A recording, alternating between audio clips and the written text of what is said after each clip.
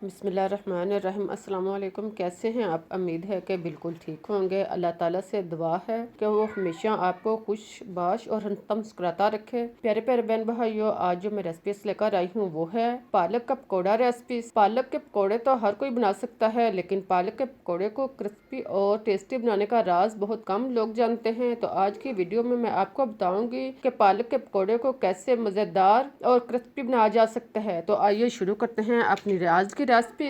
इसके लिए हमारे पास है पालक को 2 बार साफ कर लें और फिर इसको लंबाई में पकड़ते जाएं। पालक को पत्तों की साइड से मुआ रखें और ऊपर से इसकी टहनियाँ जो हैं वो बढ़ाते जाएं।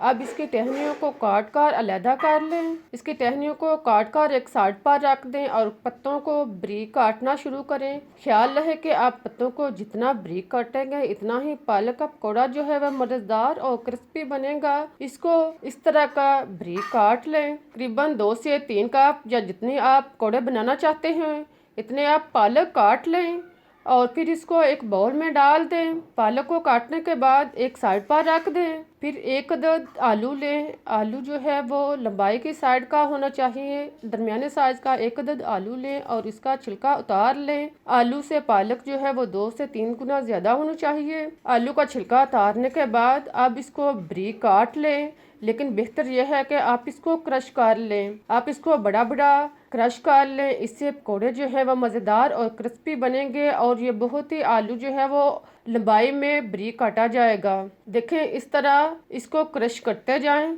इस तरह जो है वो आप इस तरह के पीस जो है वो आसानी से तैयार होंगे, जिससे पकौड़े को क्रिस्पी बनाने में मदद मिलेगी। इसी तरह सारा आलू जो है वो क्रश कर लें और फिर इसको एक पानी वाले बाउल में डाल लें और इसको धो लें। आलू को अच्छी तरह 2 से 3 दफ़ा पानी में धोने के बाद अब इसको पालक वाले बाउल में शामिल करें। आलू का पानी जो है वो निकाल लें और फिर इसको पालक वाले बाउल में शामिल करें। सारे आलू को इसमें शामिल करने के बाद अब हम इसमें मसाला जार डालना शुरू करते हैं। इसके लिए पहले मैं हरी मिर्च 2 से 3 अदद बारीक कटी हुई इसमें शामिल करूँगी।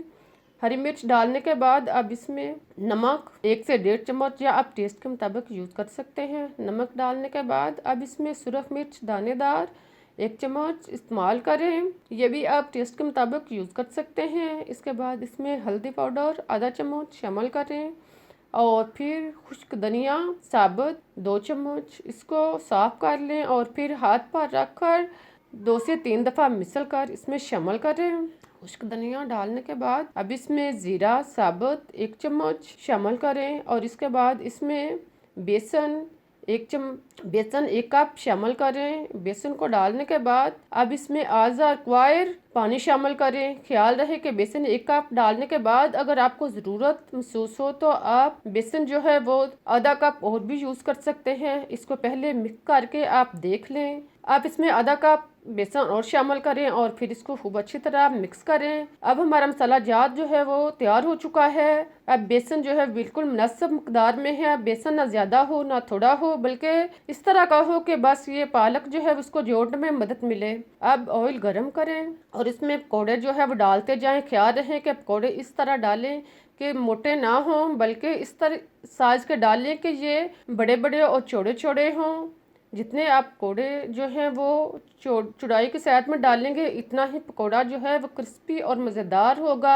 अगर आप इसको मोटाई की शक्ल में डालेंगे तो पकौड़ा जो है वो क्रिस्पी तैयार नहीं होगा। पकौड़े को डालने के बाद अब इसको हरकत दें और फिर इसको ब्राउन होने तक फ्राई करते रहें। जब एक साइड से ब्राउन हो जाए तो इसको साइड चेंज करें और फिर अच्छी तरह ब्राउन हो जाए तो इसको निकाल दें। अब हमारे पकौड़े जो हैं वो तैयार हो चुके हैं। देखिए कितने मज़ेदार टेस्टी तैयार हुए हैं। मैं आपको तोड़कर दिखाती हूँ। आपको भी ये रेसिपी जो है वो बहुत पसंद आई होगी। आप इसको इमली या आलू बुखारे की चटनी के साथ, केचप या हरी चटनी के साथ जैसे भी आप यूज़ करें